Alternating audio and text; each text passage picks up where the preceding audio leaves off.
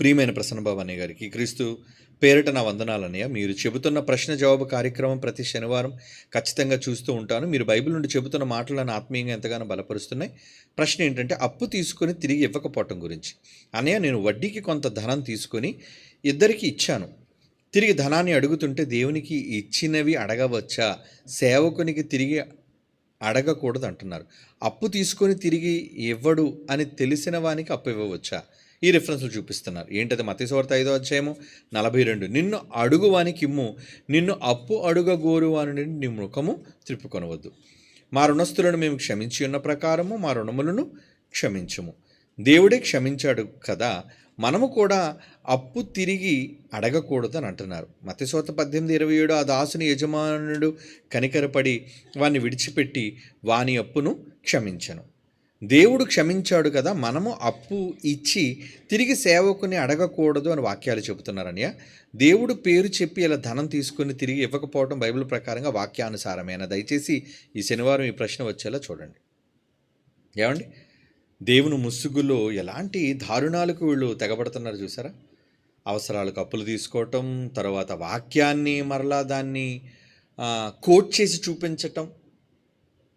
ఏమండి, ఎలాంటి రెఫరెన్స్లు అంటే మత్తయి సువార్త 5:6 ఏమండి 18 ఏమండి, నిన్ను అడుగువానికి ఇమ్ము, నిన్ను అప్పు అడుగగోరువాని నేను ముఖం తిప్పుకొనవద్దు. అంటే వీళ్ళు ఎలా తెలివి మీరిపోయారో చూసారా?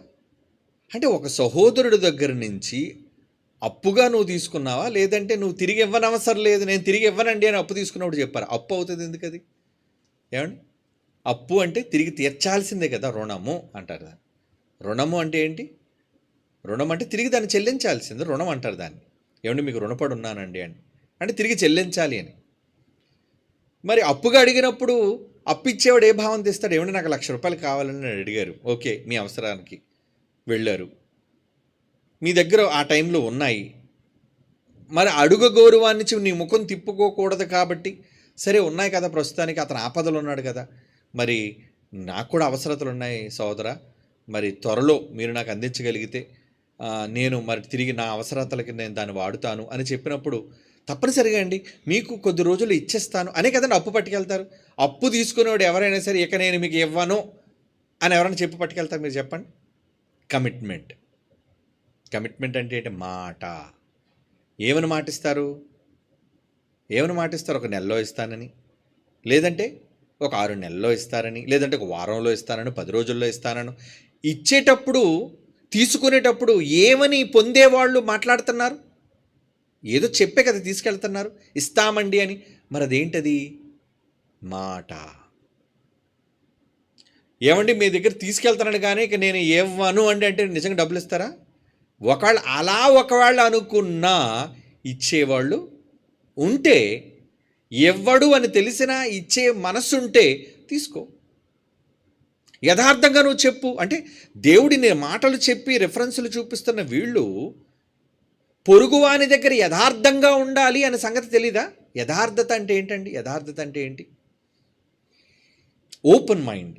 ఏది దాయకుండా, అయ్యా నేను ఈ డబ్బులు తీసుకుంటున్నాను కానీ నేను తిరిగి ఇస్తానో ఇవ్వలేనో, ఇవ్వగలిగితే నేను ఖచ్చితంగా ఇచ్చేస్తానయ్యా, మరి ఇవ్వలేకపోయినా దయచేసి మీరు అన్నిదా భావించకండి, అలా అనుకుని మీరు ఇవ్వగలరా అని అడిగితే అప్పుడు ఇచ్చే వ్యక్తి నిర్ణయించుకుంటాడు కదండి.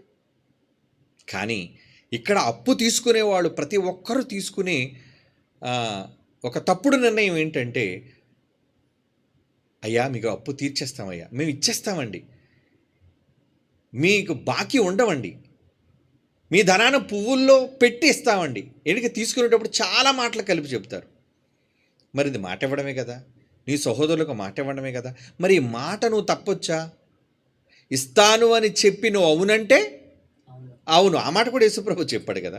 నీ మాట అవునంటే అవును, కాదంటే కాదు.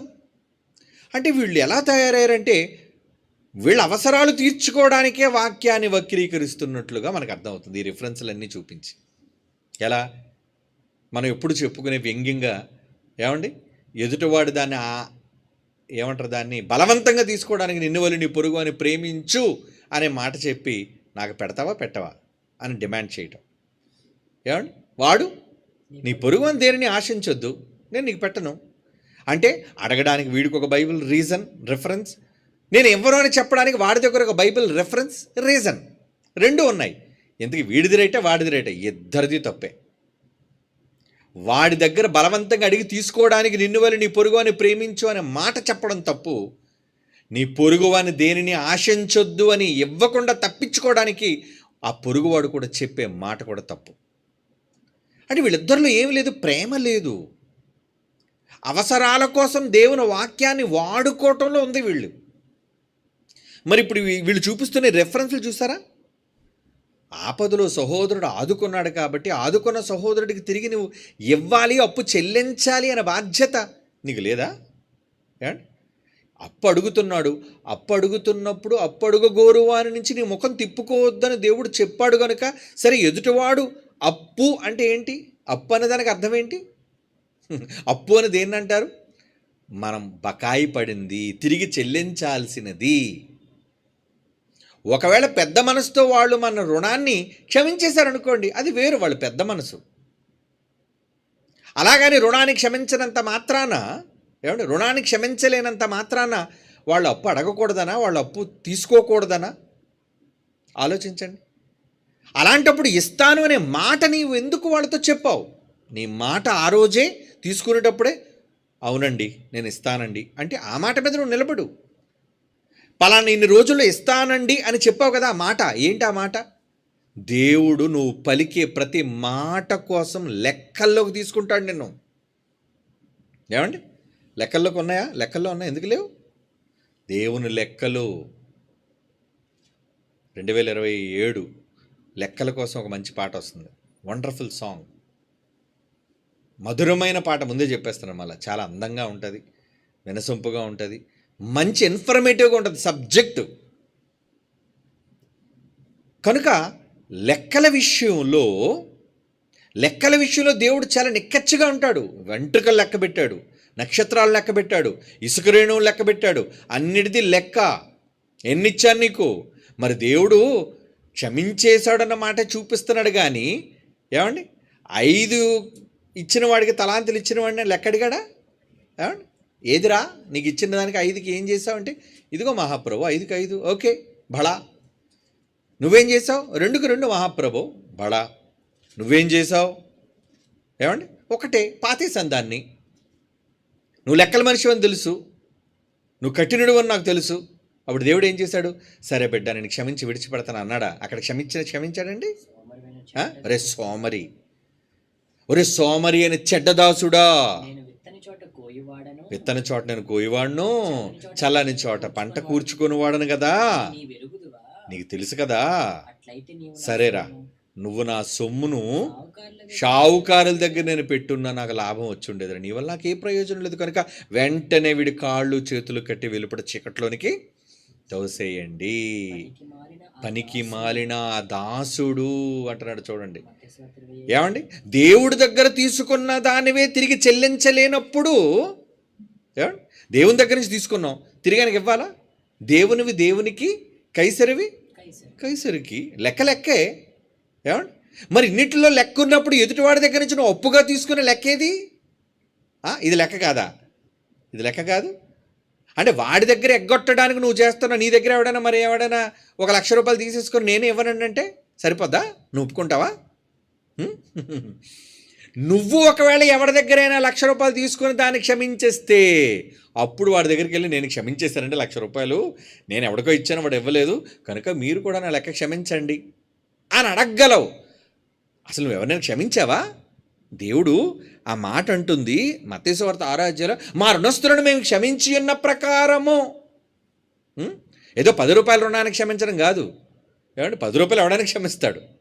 ఏమండి, పోనీ ఒక 100 రూపాయలు క్షమిస్తాడు. 1 లక్ష రూపాయలు క్షమిస్తాడా? నువ్వు క్షమించావా? నా దగ్గర 10 లక్షలు ఎవడో తీసేసుకున్నాడండి, నేను క్షమించేశానండి అని అనగలవా? అని అంటే అప్పుడు రా, అని అంటే అప్పుడు చూద్దాం. అంత గొప్ప మనసు నీకు ఉంటే అప్పుడు నువ్వు క్షమించే నీ గుణాన్ని చూచి నీకు ఇచ్చిన వాడు కూడా నిన్ను క్షమించగలడు. అది ఆ ఉపమాన భావం. నువ్వేమో ఎవడికి క్షమించకుండా నిన్ను మాత్రం అందరూ క్షమించేయాలి అనుకోవడం స్వార్థం. ఇక్కడ ఎలా అప్లై అవుతుంది చెప్పండి ఈ మాట? అంటే వాక్యం ఉంది కాబట్టి ఏ చోట పడితే ఆ చోట ఎలా పడితే అలా వాక్యాన్ని నీకు నచ్చినట్లుగా తిప్పేయడమే, వాడేసుకోవటమే. లెక్క అడుగుతాడు దేవుడు, ఎంత ఇచ్చావు నువ్వు? పని చేసిన పనివానికి కూలి ఏమన్నాడు? రుణమా దానమా? ఏమన్నాడండి? రోమపత్రికలో పౌలు గారు చాలా మంచి సబ్జెక్ట్ మాట్లాడతారండి. ఆయన పని చేసిన వానికి జీతం రుణమే కానీ దానముగా ఎంచబడదు అంటాడు. చూడండి, 4వ అధ్యాయమా 3వ అధ్యాయమా 4వ అధ్యాయం రోమపత్రికలో అంటాడు. చూడండి, 4వ అధ్యాయం 4వ వచనం చూడండి ఒకసారి. అక్కడ చూడండి, రోమపత్రిక 4వ అధ్యాయం 4వ వచనం. పని చేయువానికి జీతం, నువ్వు ఇవ్వాల్సిన ధర్మం రుణం అంటే అప్పు నువ్వు తీర్చాలి, రుణమే గాని దానమని ఎంచబడదు. ఇప్పుడు నీకు అప్పు ఇచ్చిన వాడు రుణంగా నీకు ఇచ్చాడా? బాబు నీకు 1 లక్ష రూపాయలు దానం చేస్తానండి అని ఇచ్చాడా? ఏ విధంగా తీసుకున్నావు నువ్వు? పాయింట్. దేవుడు అడుగుతాడు. అంటే తప్పించుకోవడానికి ఈ లెక్కలన్నీ చూపించేసి, వచనాలన్నీ చూపించేసి క్షమించేశాడు కదా దేవుడు అని అంటే నువ్వు చేసిన ప్రతి పనికి మాలిన పనికి దేవుడు క్షమించేయాలా? మరి ఎందుకు ఆ చెడ్డదాసుని ఎందుకు తాట తీస్తాడు వాడికి? చెప్పండి. వాడు కాళ్ళు చేతులు కట్టి ఎందుకు శిక్ష ఇస్తాడు? దేవుడు క్షమించలేడా? ఎందరో రుణాలు క్షమించే దేవుడు ఈ పనికి మాలిన ఈ చెడ్డదాసుడి 1 కాసు ఇవ్వలేని వాడు, 1 తలాంతును తిరిగి ఇవ్వలేని ఆ చెడ్డదాసుని ఎందుకు క్షమించనట్టో ఆలోచించండి. Rule is rule for all అంటారు కదా.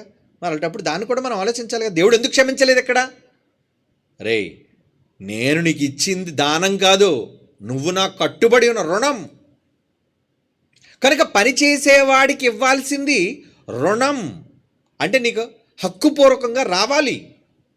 ఒకవేళ ఆ పనివాడు చేసిన పనికి నువ్వు కూలి ఇవ్వలేదు అనుకో, అది మంచిదన్నాడా క్షమించేమన్నాడా? ఒరే పని చేసిన వాళ్ళారా, మీ యజమానిని మీరు అందరూ క్షమించేయండిరా డబ్బులు ఇవ్వకపోయినా, ఎందుకంటే అది దానం, రుణం కాదు అన్నాడా? దశలోనిక పత్రికలు ఏమన్నాడు? యాకోబు పత్రిక, క్షమించండి, యాకోబు పత్రిక 5వ అధ్యాయంలో పని చేసిన పనివారికి ఇవ్వక, యాకోబు పత్రిక 5వ అధ్యాయం 4వ వచనం అండి. ఇదిగో మీ చేలు కోసిన, మీ పొలంలో పని చేశారా, మీ చేలు కోసారా, ఆ చేలు కోసిన పనివారికి ఇవ్వకుండా మోసం అంటున్నాడు. చూడండి, మోసముగా బిగబట్టిన కూలి నాకు మొరపెడుతుందని ఎందుకు అన్నాడు చెప్పండి? మీ కోతవారి అయ్యో ఆర్తనాదాలు, డబ్బులు నువ్వు ఇవ్వక జీతాలు బిగబెట్టేస్తే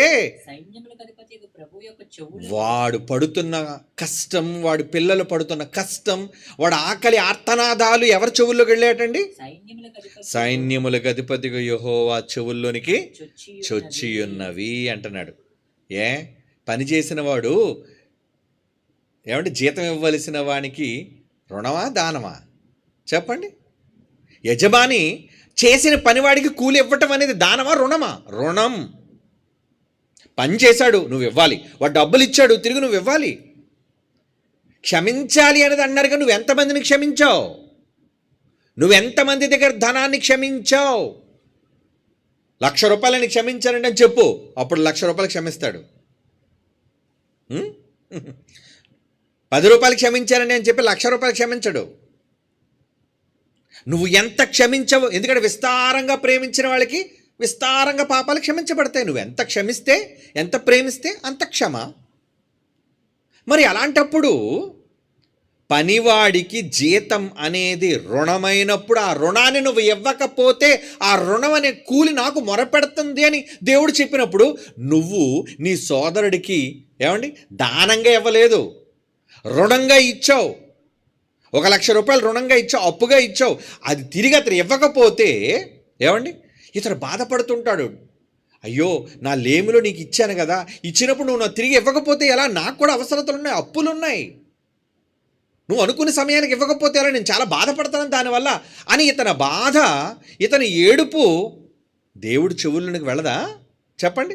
తప్పించుకునే నువ్వు ఏంటి వాక్యం చూపించేసి నన్ను క్షమించేయాలి, రుణం క్షమించేయాలి, అప్పును క్షమించేయాలి అని నువ్వు చెప్పే ఈ దొంగ మాట, అబద్ధపు మాట ఏదైతే ఉందో దేవుడు దాన్ని చూడ్డా? మరి నీకు ఇచ్చిన వాడు ఎంత కష్టపడతానండి నీకు అప్పు ఇచ్చి తిరిగి నీ దగ్గర నుంచి వస్తుంది. ఎందుకంటే అప్పు ఇచ్చినప్పుడు మరి వడ్డీ అయినా న్యాయంగా ఇవ్వాలి కదండి. నువ్వు వడ్డీ ఇవ్వకపోగా ఇచ్చిన అసలు నువ్వు తీర్చకపోగా క్షమించేయాలా నిన్ను? మరి దేవుడు ఎందుకు క్షమించలేదు? ఆ చెడ్డదాసుని చూసి ఏమన్నా తెలుసా, రే నీకు ఇచ్చిన ఈ డబ్బు నేను ఏమండి షావుకారు అన్నాడు. చూడండి, షావుకారు దగ్గర పెట్టుంటే నాకు కనీసం నెలకు వడ్డీ అయినా వచ్చుండేదిరా. ఆ వడ్డీ ఇవ్వకుండా పోయావు, చివరికి నీ వల్ల ప్రయోజనం కూడా లేకుండా చేశావు. కనుక నీకేంటి శిక్ష? షావుకారు దగ్గర పెట్టితే వడ్డీ న్యాయమేనా? షావుకారు దగ్గర పెడితే, అంటే బ్యాంకులో మీరు డబ్బు తీసుకున్నారండి, ఏమండి లోన్ తీసుకున్నారండి బ్యాంకు దగ్గర, బ్యాంకుకి ఒక న్యాయమైన వడ్డీ ఉంటుంది. Central government centralised banks, nationalised banks అంటారు. అది ప్రైవేట్ బ్యాంకులు వదిలేయండి, ఎక్కువ వడ్డీలు వసూలు చేస్తుంటారు. కానీ న్యాయబద్ధమైన వడ్డీ అని ఒకటి ఉంటుంది. ఎంత? ఒక 2.5% లేదంటే 2% ఎంతో కొంత ఉంటుంది. అది న్యాయంగా బ్యాంకుకు నువ్వు కట్టాలి. కట్టకుండా బ్యాంక్ దగ్గరికి వెళ్ళి మీరు నన్ను అప్పు అడగకూడదు, మీరు తిరిగి నన్ను వడ్డీ అడగకూడదు అంటే ఏం చేస్తాడు బ్యాంకోడు? ఏమండి నోటీస్ పంపిస్తాడు, తర్వాత పోలీసులు పంపిస్తాడు, ఆ తర్వాత ఉన్నవన్నీ జప్తు చేసుకుని తీసుకుపోతారు. న్యాయం అది? నువ్వు వడ్డీ కట్టాలి కదా తీసుకున్న దానికి. అలాంటిది నీ సహోదరుడికి నీకు దానంగా ఇవ్వలేదు, దానంగా ఇచ్చాడా? ఏమండి మీకు దానంగా 1,00,000 రూపాయలు ఇస్తానండి అని చెప్పి ఇచ్చిన తర్వాత మళ్ళీ నాకు ఇచ్చేయండి నా డబ్బులు అంటే అడిగితే తప్పు. నువ్వు అప్పుగా తీసుకున్నావా, దానంగా తీసుకున్నావా? నీ సహోదరుడి దగ్గర నుంచి మాట ఏమని కమిట్మెంట్ ఇచ్చావు? అప్పుగానే తీసుకున్నావు. మరి అప్పు అన్నప్పుడు అప్పు తీర్చాలిగా, రుణపడి ఉన్నావుగా, రుణానికి వడ్డీ చెల్లించాలిగా. ఇవేమీ చెల్లించకపోగా వాక్యాలన్నీ చూపించేసి దేవుడు క్షమించేశాడు. ఎక్కడ క్షమించేశాడు దేవుడు? ఎవరిని క్షమించేశాడు? ఎంత దారుణంగా తయారయ్యారు చూసారండి. కనుక ఆ దాసుడు యజమానుని కనికరపడి వాని విడిచిపెట్టి వాని అప్పు క్షమించను. ఎవడా దాసుడు? ఎందుకు క్షమించాడు? ఏమండి ఏ విషయంలో క్షమించాడు? ఇవన్నీ తెలుసుకోవాలి కదా. నువ్వు నిజంగా ఎవరినైనా క్షమించుంటే, నువ్వేదైనా మంచి చేసుంటే, ఏమంటే మత్తయి సువార్త 18వ అధ్యాయంలో ఆ సందర్భం ఎవరి కోసం ఉంది చూడండి. మత్తయి సువార్త 18వ అధ్యాయంలో 22 నుంచి చూస్తే యేసు ఒక ఉపమానం చెప్తున్నాడు. ఏమని? 7 మార్లు మట్టికే కాదు 77 మార్లు మట్టికైనా నువ్వు క్షమించాలి. పరలోక రాజ్యము తన దాసుని యొద్ద లెక్క చూచుకొని ఉన్న రాజును పోలింది. లెక్క చూచుకొని మొదలు పెట్టినప్పుడు 10,000 తలాంతులు వచ్చి ఉన్నాడు కనపడ్డాడు. అప్పు తీర్చుటకు వాని యొద్ద ఏమీ లేదు. సరే యజమానుడు పోన్లేరా క్షమిస్తున్నాను నిన్ను అని క్షమించాడు. మరి వాడేం చేశాడు? బయటికి వెళ్ళి 10,000 బాకీ ఉన్న యజమాని క్షమిస్తే వీడికి 100 రూపాయలు అప్పు ఉన్నాడు అనుకుందాం, మీకు అర్థం అవడం చెప్తున్నాడు. 100 రూపాయలు వీడికి అప్పు ఎంత క్షమించాడు దేవుడు? 10,000. వీడికి అప్పు ఎంత ఉన్నాడు?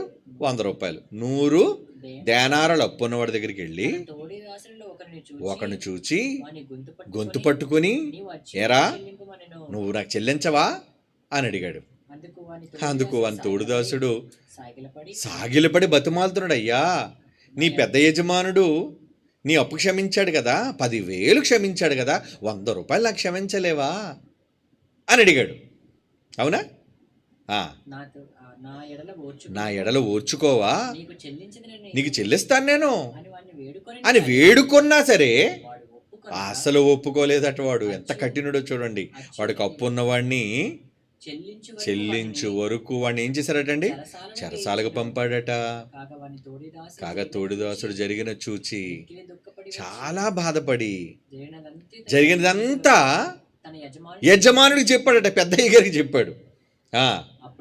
అప్పుడు యజమానుడు వాని పిలిపించి, రే చెడ్డోడా, నీవు నన్ను వేడుకొన్నావు కదా, నీ అప్పంతా నేను క్షమించాను కదా, నేను నిన్ను కరుణించిన బట్టే నువ్వు కూడా నీ పొరుగువాడిని కరుణింపవలసి ఉంది కదా, నువ్వు కరుణించాలి కదా. ఇది క్షమ కోసం, ప్రేమ కోసం, ఎదుటివాడి పాపాల కోసం చెప్తున్నాడు. అంతేగాని ఎంత పడితే అంత డబ్బులు ఎవడి దగ్గర తీసేసుకొని వాడు నొక్కేసి తర్వాత వాడికి పంగనామం పెట్టి పంపించండి రానా ఇక్కడ చెప్తున్నాడు. మీలో ప్రతివాడు తన సహోదరుణ్ణి హృదయపూర్వకముగా చేసిన తప్పులకు, మీ పట్ల డబ్బుల కోసం కాదు ఇక్కడ చేసి, అది ఉపమానంగా చెప్పాడు, చేసిన తప్పులకు మనస్ఫూర్తిగా హృదయపూర్వకంగా క్షమించకపోతే పరలోకపు తండ్రి ఆ ప్రకారం మీ పట్ల చేస్తాడు ఆయన. అదే కదా చెప్పాడు. అది ఎన్నో వచనం? 35. మరి 27లో ఏముంది? మత్తయి సువార్త 18వ అధ్యాయం 27. ఆ దాసుని యజమానుడు కనికరపడి వానిని ఎవరిని విడిచిపెట్టాడు? మొదట 10,000 తీసుకున్నాడు కదా, వాడిని విడిచిపెట్టి అప్పు క్షమించాడు. ఎవరిని? 10,000 అప్పు ఉన్నవాడిని క్షమించాడు. అవునా? మరి ఇప్పుడు వీడేం చేయాలి? యజమానుడికి క్షమించినప్పుడు. కానీ 100 రూపాయలు ఉన్నాడు, పీక పట్టుకున్నాడు ఏయుడు. అలాంటప్పుడు సరే వదిలేశాడా? ఆని పట్టుకున్నాడా? పట్టుకొని నువ్వు చెల్లించాలి. శిక్ష అమలు చేశాడు వాడికి. అంటే ఎవరి దగ్గరైనా న్యాయబద్ధంగా నువ్వు ప్రవర్తించకపోతే నీకు దేవుడు శిక్ష అమలు చేస్తాడు. అది కూడా నువ్వు నీ పట్ల ఎవరైనా తప్పులు చేస్తే పాపాల విషయంలో నువ్వు క్షమించాలి అని చెబుతున్నాడు. కానీ ఎవరి దగ్గర పడితే ఆడి దగ్గర అప్పులు తీసేసుకొని అప్పులు ఎగ్గొట్టేయండి అని చెప్తున్నాడు ఇక్కడ. అంటే వాక్యభావం తెలీదా వీళ్ళకి? మరలా చెప్తున్నాడు, ఎవరికి కూడా నమ్మకస్తులు కాకపోతే ఎవరికి ఇవ్వకండి. నీ పొరుగువాడు నిజంగా లేమిలో ఉన్నాడా? ఆశించకుండా ఇవ్వండి. ఇగో నువ్వు నాకు ఏమైనా అసలు పెట్టుకో. నా దగ్గర చాలామంది డబ్బులు తీసుకున్నాడు అవసరానికి, నాకు ఇది కావాలండి అది కావాలండి. ఈ రోజుకి నేను అడగలేదండి వాళ్ళని. అది వాళ్ళకి తెలుసు తీసుకున్న వాళ్ళు ఎవరు. ఎందుకంటే నేను వదిలేసా. నేను అలాగని ఎవరిని అడగండి, నా దగ్గర డబ్బులు లేవు, ఓహో ఈయన దగ్గర డబ్బులు అడిగినా పర్వాలేదు ఈయన వదిలేస్తాడండి అని. నా దగ్గర ఉంటే నేను వదిలేయగలను. కనుక ఎవరైనా అడగడానికి వస్తే ముందు నిర్మోహమాటంగా కూడా చెప్పి నా దగ్గర లేపో. ఎందుకంటే వాడు మంచివాడు, తిరిగి ఇస్తాడని నాకు అనిపిస్తే ఇస్తా. లేదనుకోండి వీడు దొంగోడు, వీడు బుద్ధి మంచిది కాదు, వీడు అందరినీ కూడా ఏమండి పొరపాటుగా మాట్లాడి చెడ్డగా మాట్లాడి దేవునికి పనికి రాకుండా ఉన్నాడు కాబట్టి వీడికి ఎందుకు నేను ఇవ్వాలి? అలాంటి వారికి నేను ఎందుకు ఉపయోగపడాలి? నేను ఇవ్వను, ఉపయోగపడను నేను. ఏమండి మొన్న ఎగ్జామ్కి ఒక కుటుంబం వచ్చింది నా దగ్గరికి. వచ్చి అన్నయ్య పాపం ఎగ్జామ్కి డబ్బులు లేవట అన్నయ్య, మరి మీరు ఏమైనా సహాయం చేస్తారా అంటే, ఎలా చదువుతుంది అని అన్నాను. చాలా వండర్ఫుల్ అనే ర్యాంకర్ అని చెప్పన్నారు. వెరీ గుడ్, అవునా, ఓకే సరే ర్యాంకర్ కదా నేను ఇస్తాను. అంటే బైబిల్ బాగా చదువుతున్నారన్నమాట. అంటే మంచి మార్కులు సాధిస్తున్నారు అనుకోని నేను ఇస్తాను. ఓకే నేను వాళ్ళకి ఇచ్చాను. ఆ ఇచ్చినట్లుగానే వాళ్ళ ర్యాంక్ కూడా సాధించారండి. Very good. అంటే నేను ఇచ్చిన దానికి ఉపయోగం ఉంటేనే కదా నేను చేసిన కష్టానికైనా ప్రయోజనం. ఎంత డబ్బులు తీసుకొని ఫీజు కట్టించే 0 మార్కులు వచ్చాయి అనుకోండి, 10-20 మార్కులు వచ్చాయి అనుకోండి, అంటే ఎందుకు వీళ్ళకి కట్టి అలాంటి వాళ్ళకి ఇచ్చే ప్రయోజనం ఏముంది చెప్పండి? అంటే మీరు ఇచ్చేటప్పుడు కూడా ఎవరు పడితే వాళ్ళకి ఇచ్చేయకండి. వాళ్ళు మంచోళ్ళు చెడ్డలో చూసి ఇచ్చేయండి. ఏమంటే అడిగి అప్పడుగు గౌరవానికి ముఖం తిప్పుకోద్దరగంటే ఎవడో దారిని పోయే దాని వచ్చేసి బాబు 1,00,000 రూపాయలు ఉందా అని ఎవడని అడిగాడు అనుకోండి, ఇచ్చేస్తారా? ఈ రెఫరెన్స్ చూపించి చెప్పండి. ఆడు మంచి చెడ్డలు తెలియకుండా ఎవరెంత అడిగితే అడిగి ఇచ్చేయడమే. అక్కడ మాత్రం మీరు ఎవరు. కానీ క్రైస్తవుడైతే మాత్రం ఇచ్చేయాలా? వాడు మంచోడో కాదు, వాడు దేవుడికి పనికొచ్చేవాడో కాడు, ఇవన్నీ చూడాలి కదా. ఇవన్నీ లేకుండా ఇలాంటి తప్పుడు విధానాల్లో మీ దగ్గరికి వాక్యాన్ని చూపించి డబ్బు ఎవరు అడిగిన వాడికి ఇవ్వకండి, అస్సలు ఇవ్వకండి. ఎందుకు ఇవ్వాలి? దొంగలకి, ఎగ్గొట్టే వాళ్ళకి ఎందుకు ఇవ్వాలండి? ఎదుట మనిషి కష్టాన్ని ఎరుగిన వాళ్ళకి ఎందుకు ఇవ్వాలండి? రుణంగా ఎంచబడిన దానికి ఎందుకు ఇవ్వాలండి? దానం చేసి ఇచ్చాడా? ఏవో బాబు నువ్వు అడిగావు కానీ ఇదిగో నీకు రుణంగా నేను ఇవ్వట్లేదు, అప్పుగా నేను ఇవ్వట్లేదు, దానం చేసేస్తాను నీకు, నువ్వు ఇచ్చినా ఇవ్వకపోయినా పర్లేదు అన్నాడు అనుకో, అప్పుడు వేరు. అంతేగాని ఆ మాత్రం దానికి ఎదుటివాడిని మోసగించాలనే తప్పుడు విధానం ఎందుకు? కాబట్టి BOUI పేరు చెప్పుకొని వచ్చిన, క్రైస్ట్ చర్చ్ అని పేరు చెప్పుకొని వచ్చిన, నేను ఇబ్బందుల్లో ఉన్నానని ఎవడు అన్నా సరే వాడి యొక్క గతం ఆలోచించకుండా వాడికి ఇవ్వద్దు. వాడు దొంగడేమో. ఏమంటే చాలామంది ఈరోజు మన పేరు ఉపయోగించుకొని, మన ఫోటోలు ఉపయోగించుకొని, మన సంఘం పేరు చెప్పుకొని, ఏమంటే మేము పలానా సంఘంలో ఉండండి, మాకు దానం చేయండి, పలానా ఇబ్బందుల్లో ఉండండి, మాకు సహాయం చేయండి అని గ్రూపుల్లో కూడా చాలామంది పెట్టి అడుగుతున్నారట. ఎవరికి పడితే వాళ్ళకి డబ్బులు ఇవ్వద్దు. సంఘంగా మేము ఉన్నాంగా, ఎవరైనా సహాయం కోరినప్పుడు మేము అడుగుతాం. ఏమండి ఇతను గతంలో దేవుని కోసం ఏమైనా ఉపయోగపడ్డా? అప్పుడు వాళ్ళు ఫోటోలు పెడతారు. అవునండి ఏటీసీ కోసం ఈ కష్టం పడ్డాడు, ఇదిగోండి ఈ అన్నదానం చేశాడు, ఇదిగోండి ఈ కష్టపడ్డాడు, గతంలో దేవుని కోసం ఈ త్యాగాలు చేశాడు, ఈ రిపోర్ట్ మాకు వస్తుంది. ఓకే ఇవ్వండి, అయితే అతని కోసం అనౌన్స్ చేస్తుంది సంఘం. ఏమని?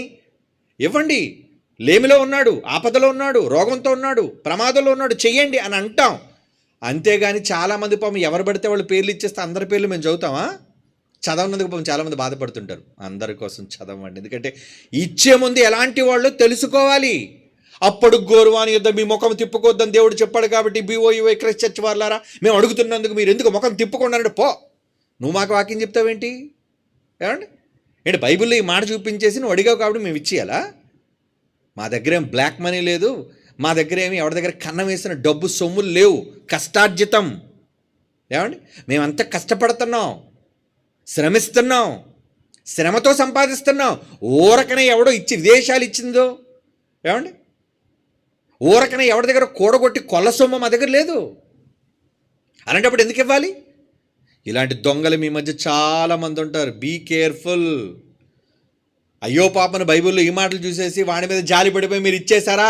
అవసరానికి వాడు అవసరం తీర్చుకోవడానికి మీ దగ్గర డబ్బు తీసుకుంటాడు, మీ అవసరానికి తిరిగి ఇచ్చేటప్పుడు వాడు ముఖం చాటు చేసుకుంటాడు. అప్పుడు మీరేమైపోవాలి? మీ కుటుంబం ఏమైపోవాలి? మీరు అప్పుల పాలు ఏమైపోవాలి? చెప్పండి. ఇలా అప్పిచ్చి చాలామంది చచ్చిపోయిన వాళ్ళు కూడా ఉన్నారండి. బెంగతో చచ్చిపోయారు. ఏంటి? ఏమంటే మా నాన్న అప్పులు ఇచ్చే చచ్చిపోయాడండి అన్నోళ్ళు మీరు చూసారా? మీరు చూసి ఉంటారండి కొంతమంది.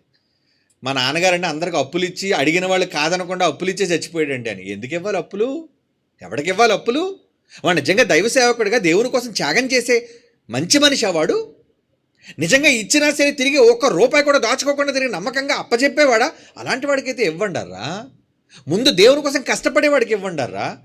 అంతేగాని ఎవడో దారిని పోయే దాని వచ్చేసి ఏమండి నేను కష్టంలో ఉన్నానండి, ఆపదలో ఉన్నానండి, నన్ను ఆదుకోరా, దేవుడు చెప్పాడు కదండి బైబిల్లో అంటే ఎందుకు ఇవ్వాలి? నీకు నువ్వు ఎవరైనా ఇవ్వాలి.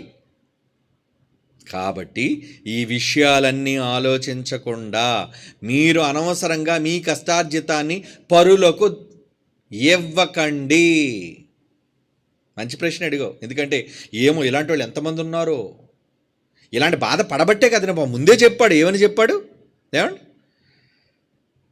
నేను వడ్డీకి కొంత ధనం తీసుకుని ఒకరికి ఇచ్చాను పాపం, ఇతని డబ్బు కూడా కాదండి. చూడండి, ఎవరి దగ్గర వడ్డీకి తెచ్చి బ్రదర్ మీకు ఒక్క 10 రోజులు డబ్బు ఇచ్చేస్తాండి, చాలా అవసరం అండి, నాకు ఎలాగైనా డబ్బులు అడ్జస్ట్ చేయండి అంటే ఏం చేస్తారండి అమాయకుడు? అయ్యో పాము సోదరుడిని ఎక్కడి దగ్గర నుంచో వడ్డీకి అప్పులు తీసుకొచ్చిస్తే ఏమండి ఎవరి దగ్గర నుంచో వడ్డీకి తెచ్చాను కదండి అంటున్నాడు. మరి వాళ్ళ డబ్బులు వడ్డీ కట్టాలి కదండి, ఇతను సొంత డబ్బు కాదు కదండి. ఎందుకు ఇవ్వకూడదు? ఎందుకు తిరిగి ఇవ్వకూడదు? చెప్పండి. రెఫరెన్స్లు చూపిస్తావా ఇచ్చేసరికి? అసలు ఇలాంటి వాళ్ళకి అసలు భిక్ష కూడా పెట్టకండి, దానం చేయకండి. ఎందుకంటే దొంగలు వీళ్ళు, దేవునికి పనికిరాని వాళ్ళు. నిజంగా వాడు దేవుని యందు భయభక్తులు కలిగిన వాడైతే అన్న మాట ప్రకారంగా ఇస్తాను అంటే ఇస్తాడంతే. ఉంచుకోడు, ఎవరి డబ్బు ఉంచుకోడు, ఎవరి సహాయాన్ని ఉంచుకోడు. మంచి వ్యక్తి.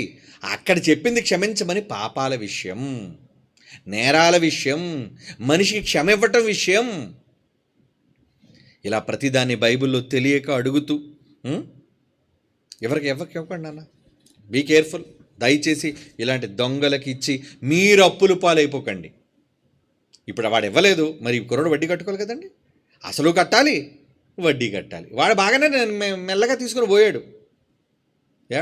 ఏదో 10,000 అయితే మొత్తానికి కష్టపడతాడు. పోనీ 50,000 అయితే ఏదో విధంగా 1 సంవత్సరం 2 సంవత్సరాలు కష్టపడి తీర్చేస్తారండి. అదే ఒక 10 లక్షలు అయితే చెప్పండి. లక్షలు నష్టపోయిన ఉన్నారు సంఘాలలో. దొంగల పేర్లు చెప్పుకొని దోపిడీ చేసి పలానా దానికోసం దీనికోసం దానికోసం మోసం చేసే దొంగలు చాలామంది ఉన్నారు. దేవుడు తీర్పు తీరుస్తారండి వాళ్ళందరికీ. ఎందుకంటే వడ్డీ లెక్క మొరపెడుతుంది, నాకు నా చెవుల్లోకి వస్తున్నాయి అవన్నీ అన్నాడు కదా దేవుడు. ఇచ్చిన వాళ్ళు ఎంత బాధపడుతున్నారు, ఇచ్చి ఎంత క్షోభ అనుభవిస్తున్నారు, ఈ బాధ అంతా దేవుడు వింటాడు. కనుక ఎవ్వరికి అన్యాయం చేయొద్దు, తీసుకుంటే ఎవరిని బాధ పెట్టొద్దు. న్యాయబద్ధంగా ఉండండి, యథార్థంగా ఉండండి. ఇస్తే ఇస్తానని చెప్పండి, ఇవ్వలేమండి అని చెప్పండి. ఈ మాటల మీద నమ్మకాలు లేకే సమాజం ఎందుకు ప్రామిసరీ నోట్లు రాయించుకుంటున్నారు, ఎందుకు బ్లాంక్ చెక్కులు తీసుకుంటున్నారు, సంతకాలు పెట్టించి పోస్ట్ పెయిడ్ చెక్కులు. ఏమండి ఆ చెక్ కానీ లోపల వేశారనుకోండి, నువ్వు అనుకున్న టైంకి ఇవ్వలేదు అనుకోండి, ఏం చేస్తారు? లోపల వేస్తారు తీసుకెళ్ళి. చెక్ బౌన్స్ కేసు అంటారు, జైలుకి వెళ్ళడమే. మరి ఇలాంటి వాళ్ళకి అలాగే చెయ్యాలి. మనం మంచితనంతో ప్రేమతో ఏమండి? అతి ప్రేమ మంచిది కాదండి ఎప్పుడు కూడా. ఉం? అందుకే దేవుడు ఏమన్నాడు? నీతిమంతుడివై ఉండు, అధికముగా నీతిమంతుడై ఉండొద్దు. మరీ అధికంగా నీతిమంతుడు ఏంటి? మరీ ఓవర్ మంచితనం ఎందుకు నీకు? ఏమండి? నీ ఇంట్లోనే అన్నం ఉంది, పిల్లలకి భార్య, నీకు భోజనం కావాలి, ఎవడో వచ్చి అడిగాడని చెప్పి ఏమండి ఊరును పోయేవాడు ఎవడో, ఆడు ఎలాంటి వాడో తెలియదు, అన్నం అంతా పిల్లలకు కూడా లేకుండా భార్యకు కూడా లేకుండా తీసుకెళ్ళి పనిచేస్తావా? ఎవరు ముఖ్యం? ఎవరు ముందు? ఉం? సేవలో నీతో సహకరించే నీ కుటుంబం ముఖ్యమా? ఆడెవడో తెలియదు, ఊరు పేరు తెలియదు, వాడికి దానం చేసాడు ముఖ్యమా? వద్దు. ఇలాంటి తప్పుడు విధానాలను అవలంబించకండి. బైబిల్ తెలియక ఇలాంటి పొరపాట్లు చేస్తుంటారు. ఇలాంటి వాళ్ళని ఆదరించకండి. ఇలాంటి దొంగల విషయమై చాలా జాగ్రత్తగా ఉండండి. ఓకే.